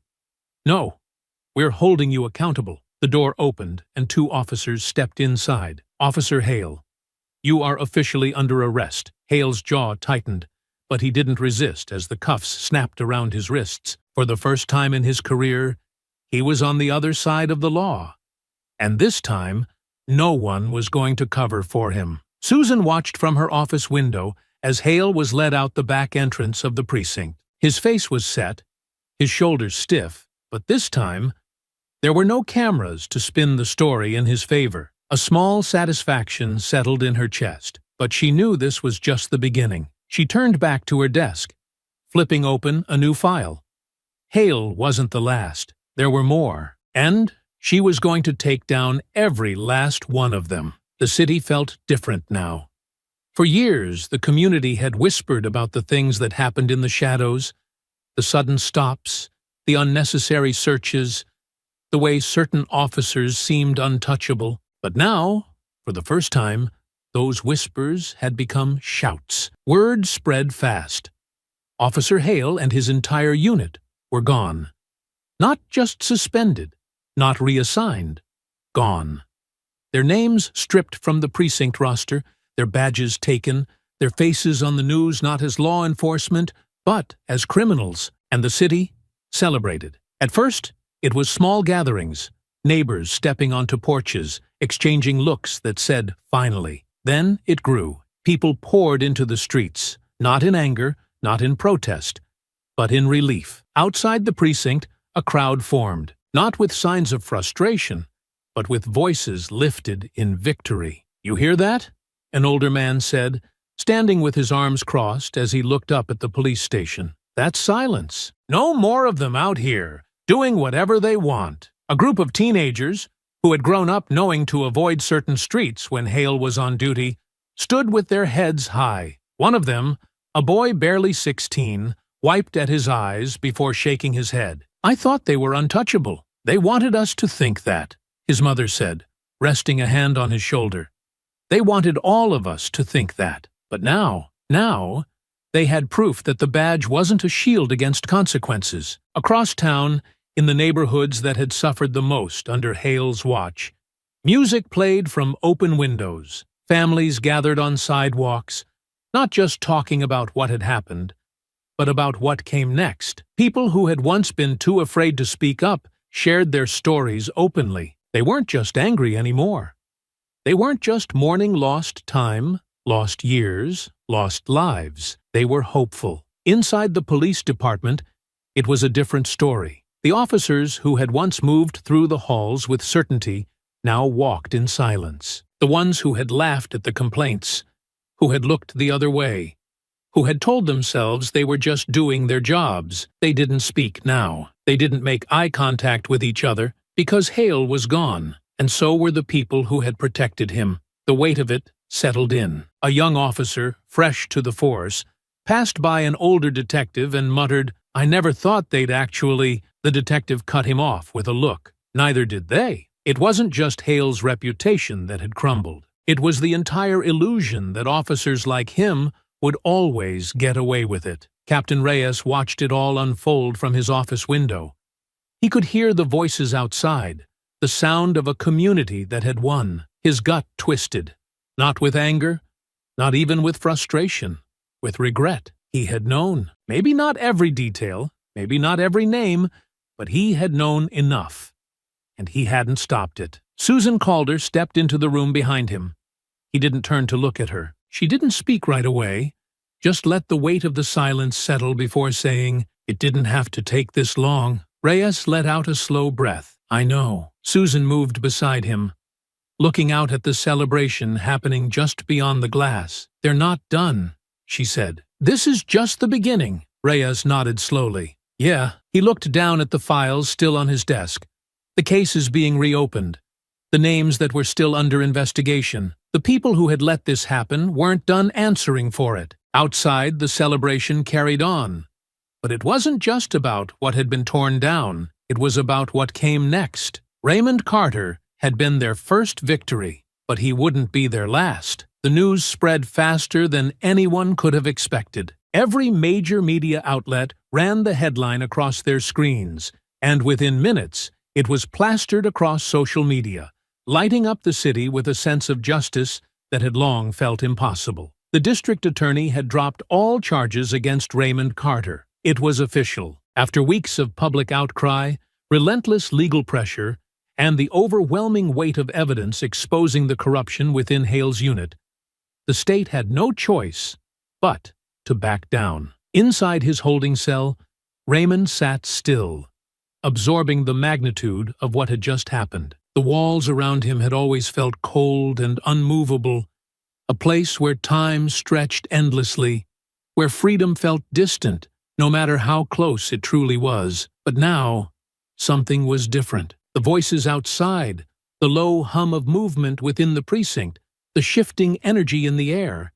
It all pointed to one undeniable truth. This was over. They had finally lost their hold on him. He sat on the same hard bench he had been confined to for what felt like years rather than weeks, his elbows resting against his knees, fingers interlocked as he listened to the activity beyond the heavy metal door. The usual detached murmurs of officers going about their business had changed. There was no more arrogance, no more dismissive remarks, no more quiet amusement at his expense. The air had thickened, their movements slower, their voices lower. There was a stiffness now, a tension that hadn't been there before. They had spent weeks treating him like a cautionary tale, a reminder that standing up against them came with consequences. But now, he was the one proving them wrong. The sharp sound of the door unlocking pulled him from his thoughts. He looked up, just as Nia Caldwell stepped inside, her presence filling the small room with an unshakable sense of purpose. She wasn't carrying the usual case files or stacks of legal documents, nor did she look like she had just come from arguing for his release in another exhausting courtroom session. Instead, she stood with her arms relaxed, her expression calm, but in her eyes there was something more, something triumphant. "It's done," she said, her voice steady. "They're dropping everything. The DA doesn't have a case against you anymore." Raymond took a slow breath, letting the words settle over him like a wave breaking against the shore. He blinked once, then exhaled, running a hand down his face. His mind told him to celebrate, to feel relief. But instead, there was just a slow, hollow realization that it had taken all of this. Weeks of exposure, endless protests, the complete dismantling of an entire unit, for them to acknowledge what he had known all along. "They fought it," Nia continued, watching him closely. "Up until the very last minute, they tried to stall, tried to frame it as a complex legal matter that required further review. But they couldn't outrun this. The footage, the reports, the sheer number of voices demanding they do the right thing, it was too much. They had no choice but to let you go." Raymond sat up straighter, nodding slowly as he processed her words. "Just like that?" he asked, though he already knew the answer. Nia let out a soft scoff, shaking her head. "Not just like that," she corrected. "This only happened because people refused to let them bury you. They fought hard, and now you walk out of here a free man." For a moment, he said nothing, just let the weight of everything press down on him. He had prepared himself for every possibility. More delays, more legal maneuvering, more excuses from the system that had never wanted to admit fault. He had steeled himself for a longer fight. But now, as he looked at Nia, hearing her say the words he had been waiting for, he realized that the fight had already been won. He pushed himself to his feet, feeling the stiffness in his muscles from weeks of confinement. The station felt different now. The officers who had once moved with confidence, who had smirked at him in passing, now avoided his gaze. Their postures were tense, their hands twitching as though they weren't sure what to do with themselves. No one said anything to him. No one challenged his presence. For the first time, they were the ones who looked unsure. Outside, the world was waiting. The moment the precinct doors opened, the crowd outside erupted into cheers. The sheer force of it hit him all at once, a wave of sound and emotion that nearly took his breath away. People held signs above their heads, their voices unified in chants of "Justice for Raymond." Some clapped, others embraced, as if his release was proof that change was real, that the fight had meant something, that standing up had been worth it. Dinah was the first to reach him, pushing past reporters and cameras, ignoring the flashing lights and microphones being shoved in her face. She didn't speak, didn't wait for him to say anything. She just threw her arms around him, holding him so tight it almost hurt. Raymond held on to her, closing his eyes, breathing in the warmth and familiarity of his sister's presence. "I told you," she whispered against his shoulder, her voice thick with emotion. "I told you you'd walk out of here." He pulled back just enough to look down at her, his voice low. "You never doubted it?" She sniffed, shaking her head. "Not for a second." His mother was next, stepping forward hesitantly, her hands trembling slightly as she reached up, cupping his face like she had when he was a child. Her fingers brushed against his cheek, and her eyes, filled with relief and unshed tears, never left his. "You're home now," she said, her voice barely above a whisper. Raymond swallowed hard, nodding. "I'm home." But he knew, even in that moment, that this wasn't just about him anymore. As the cameras flashed and the reporters fired off questions, his gaze shifted to the television screen inside the precinct, where a breaking news report was already running. Investigations into past wrongful convictions had begun. The first name to be exonerated was Marcus Tillman, the man who had spent 3 years in prison because of a falsified police report written by Hale's team. For years, his appeals had been ignored, his case buried beneath excuses and bureaucracy. But now, with Hale exposed, with the system forced to answer for its failures, Marcus had finally been cleared. And his wasn't the only case. The DA's office, once unwilling to admit fault, was now working alongside Internal Affairs to review every single conviction that had been tied to Hale's unit. People who had been wrongfully imprisoned for years were now seeing the first signs of justice. As Raymond stood there, surrounded by his family, feeling the weight of everything that had happened, he knew one thing for certain. The fight wasn't over. But for the first time in a long time, it felt like justice was finally within reach. The world outside had changed. But Raymond Carter wasn't naive enough to believe the fight was over. The officers who had brutalized him were gone, their names disgraced, their crimes exposed for the world to see. The people who had protected them were now under scrutiny, their careers unraveling as past cases were reopened and reviewed. The weight of everything that had come to light, the corruption, the falsified reports, the unchecked violence, was now a storm sweeping through the legal system, forcing it to confront what it had ignored for far too long. And yet, Raymond knew this wasn't justice. Not yet. Justice wasn't just watching Hale and his team get locked up. It wasn't just about reopening cases or forcing the department to answer for what it had allowed. Justice was making sure this never happened again. Raymond had spent years keeping his head down, trying to move through the world without drawing too much attention. But after everything that had happened, that wasn't an option anymore. He had been forced into the public eye, first as a victim, then as a symbol. But he refused to let the world define him by what was done to him. Now, he was going to define himself by what he did next. It started with a single case. Marcus Tillman. His wrongful conviction had been one of the first to be overturned. The evidence against him built on nothing but lies and manipulation by Hale's unit. The announcement of his exoneration sent another wave of energy through the city. It wasn't just a statement that the department had been wrong, it was proof that their corruption had cost innocent people their freedom. Then came Elijah Raines. The young man had spent a year behind bars for a crime he hadn't committed, his only mistake being in the wrong place when Hale's team decided to make an arrest. His name was cleared, his record wiped clean, but the time he had lost, that could never be given back. One by one, more names surfaced, more convictions were overturned. The DA's office, now under relentless pressure, had launched a full-scale investigation into every single case connected to Hale's team. Internal Affairs worked alongside civil rights organizations to review old reports, scrutinizing arrest records, interviewing witnesses who had been silenced or ignored for years.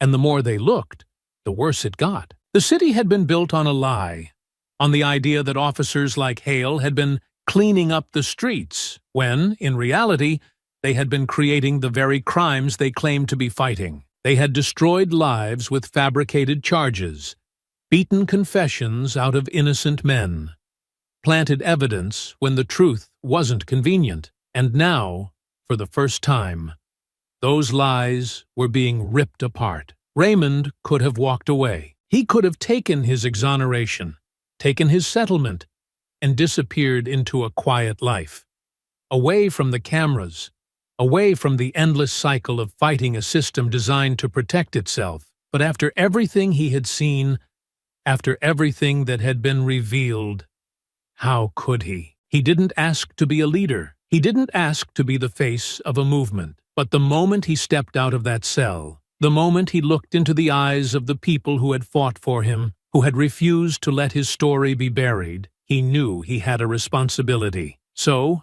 he stepped forward. With every interview, every press conference, every conversation with lawmakers and activists, Raymond refused to let the world forget what had happened. He spoke about accountability, about the names that still hadn't been cleared, about the people who were still sitting in cells for crimes they never committed. He pushed for policy changes, meeting with civil rights groups, attending city hall meetings, using the attention that had been forced onto him to demand something real, something lasting. He refused to be just another headline, a moment of outrage before the world moved on to something else. He wanted change, real, tangible change, the kind that meant no one else had to go through what he did. With the pressure mounting, the city had no choice but to act.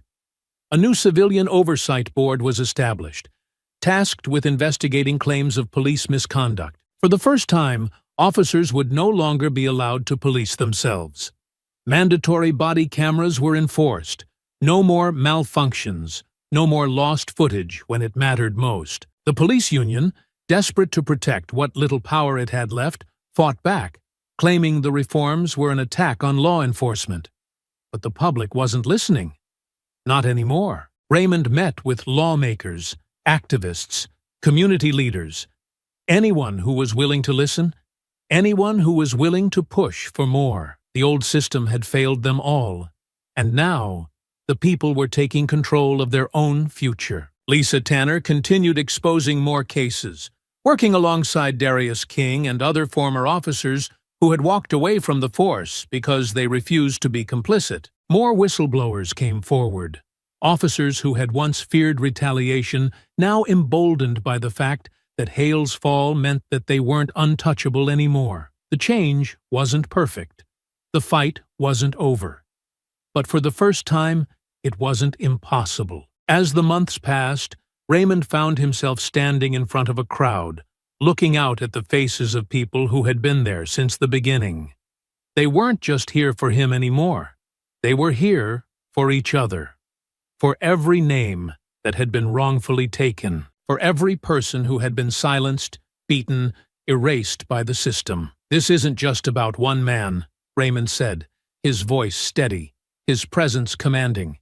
"It's about all of us." The crowd erupted in agreement, the energy palpable, the momentum still alive. And as he looked at them, as he saw the fire in their eyes, the determination in their voices, he knew this was where he was meant to be. Raymond Carter had been thrown into this fight, but now, he chose it. Because as long as injustice remained, as long as power went unchecked, as long as people were still fighting to be heard, he wasn't backing down, and neither was anyone else. The indictment came swiftly, faster than anyone expected. The pressure had been mounting for weeks, fueled by relentless public scrutiny and the growing wave of exonerations that had shattered what little credibility the department had left. There was no escaping it now. Hale and his entire unit were officially facing federal charges. The courtroom was packed, every seat filled with people who had been waiting years for this moment.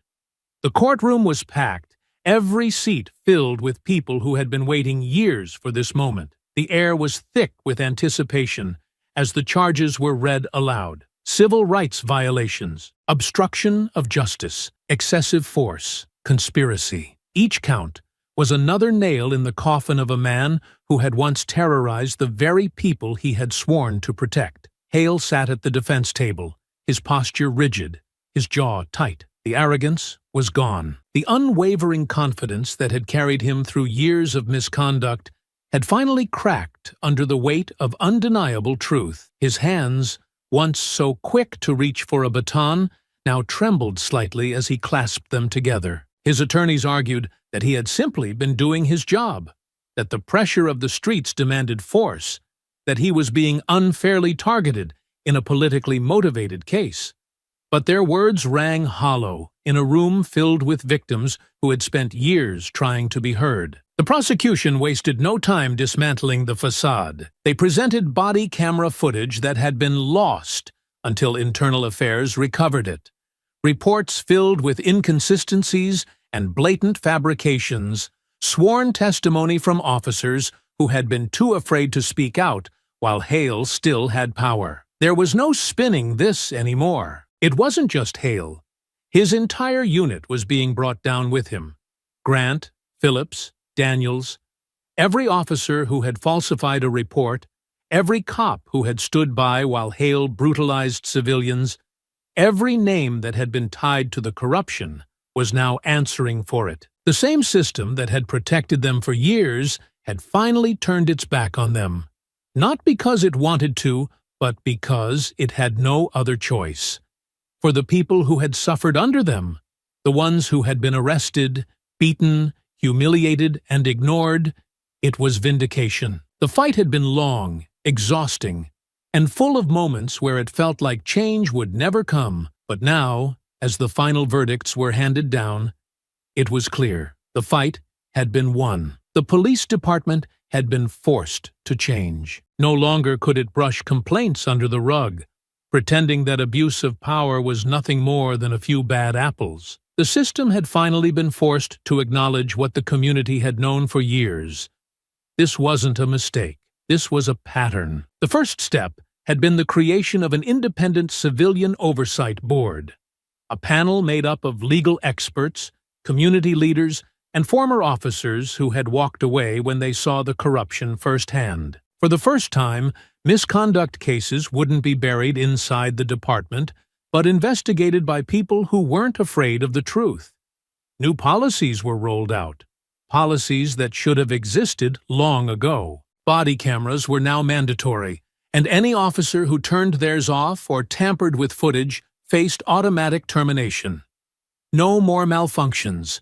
No more conveniently missing evidence. Training programs were overhauled, stripped of the routine sensitivity courses that had been nothing more than a box to check. Instead, officers were now required to undergo extensive de-escalation training, racial bias education, and real community engagement. Not photo ops, not press events, but actual involvement in the neighborhoods they patrolled. There was resistance, of course. The police union fought back, claiming the reforms were an attack on law enforcement, that good officers would leave the force, that the department would be weakened. But the public wasn't listening. They had heard those excuses before, and they weren't buying them now. The system wasn't being weakened. It was being rebuilt. Raymond saw the shift happening around him. He had been thrown into the public eye against his will, first as a victim, then as a symbol. He could have taken his exoneration and walked away, let the world move on while he tried to piece together what was left of his life. But he refused to let the world define him by what had been done to him. He wasn't just a survivor. He was a leader now, and if this fight had taught him anything, it was that change didn't last unless it was protected. It started with speaking engagements, small at first, community meetings, local town halls, places where people wanted to hear his story, not just as a headline, but as a person. Then it grew. He was invited to sit on panels discussing police reform, asked to speak at universities about racial profiling and systemic abuse. He met with lawmakers, pushing for statewide changes, pushing for transparency, pushing for a future where no one else had to go through what he did. And then came the rally. Thousands of people filled the park, their voices unified, their presence a declaration that they weren't going anywhere. Raymond stood on the stage, looking out at the sea of faces, some familiar, some strangers who had come because they believed in what he was fighting for. He took a deep breath, the microphone firm in his grip. "This isn't just about one case," he began, his voice strong, steady, unwavering. "This isn't just about me. It's about every person who ever felt powerless when they saw those flashing lights in their rearview mirror.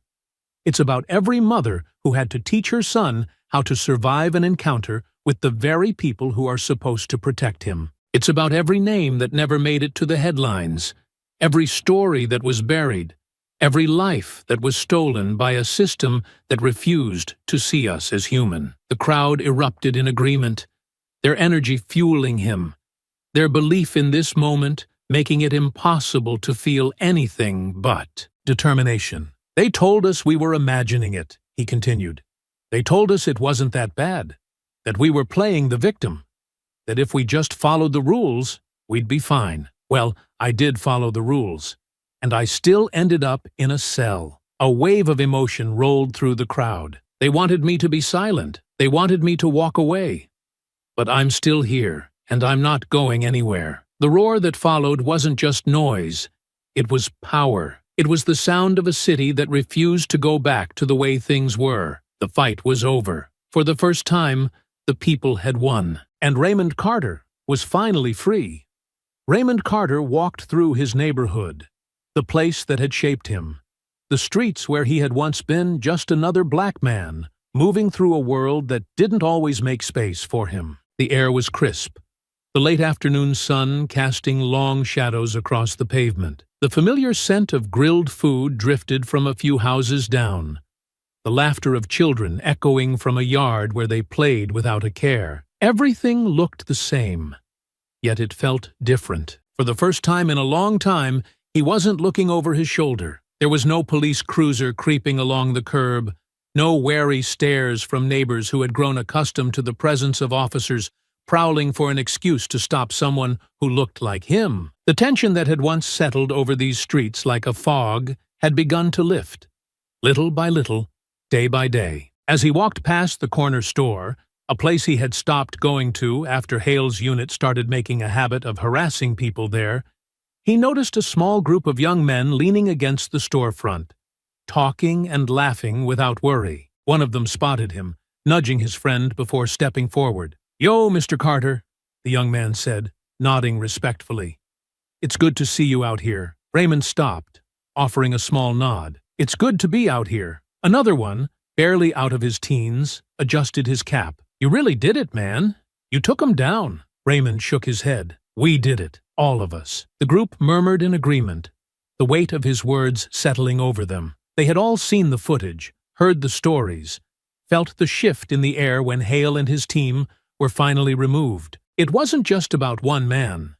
It was about a community that had refused to back down, a city that had chosen to fight instead of surrender. One of the young men stepped forward, a little hesitant, before extending his hand. "I just want to say thank you." Raymond took it, shaking firmly. "Don't thank me. Just make sure this never happens again." The young man nodded. "That's the plan." As Raymond continued down the block, he passed familiar faces. Ms. Hendricks, who used to sit on her stoop every evening but had stopped when the streets felt too dangerous. She was back now, rocking gently in her chair, a small smile appearing as their eyes met. "Raymond!"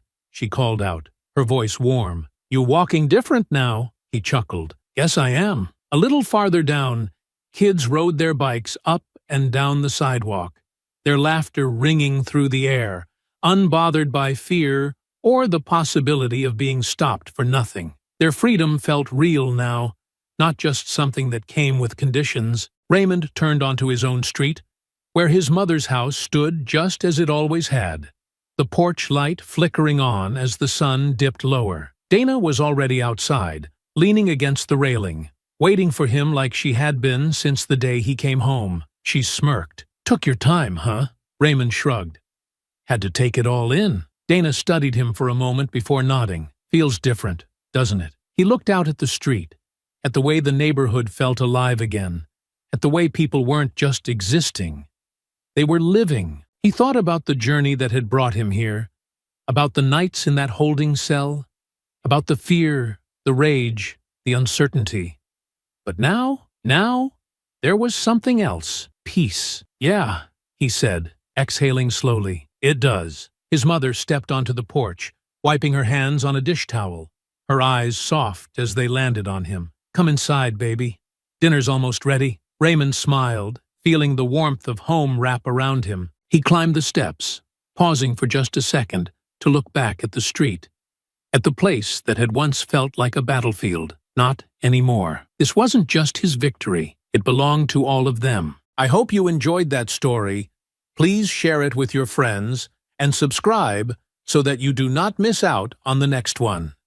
In the meantime, I have handpicked 2 stories for you that I think you will enjoy.